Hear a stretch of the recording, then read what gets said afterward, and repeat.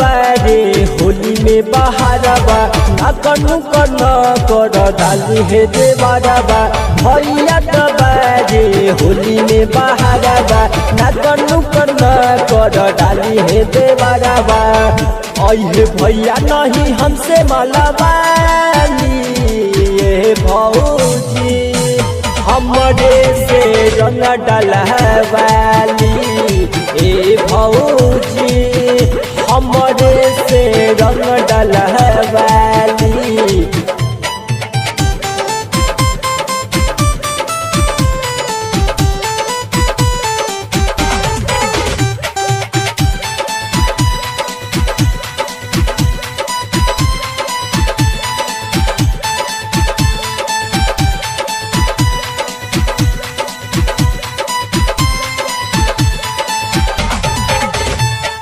देवर भाभी के हो खिला होलिया हम ही तो खोलब तोहर चोलिया।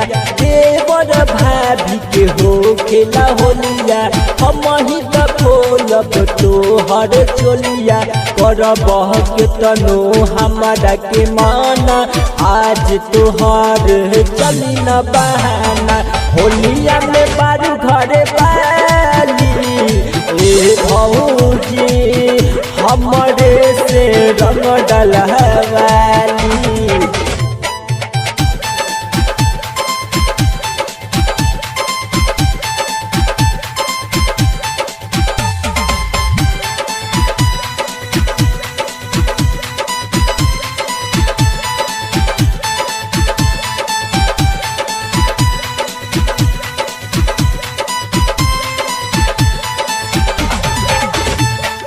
रस्सी के तोहरा न चोरी भर पलटिन लेके रंगवा के घोरी पत्थर देवरबा तोहरा न चोरी भर पलटिन लेके रंगवा के घोरी। उज्जवल मुस्कान चढ़ैले बपौआ हमारा के बूझ न भौजी हो बौआ जाए जाए कहता तू खाली भौजी हमरे से रंग डलवाली।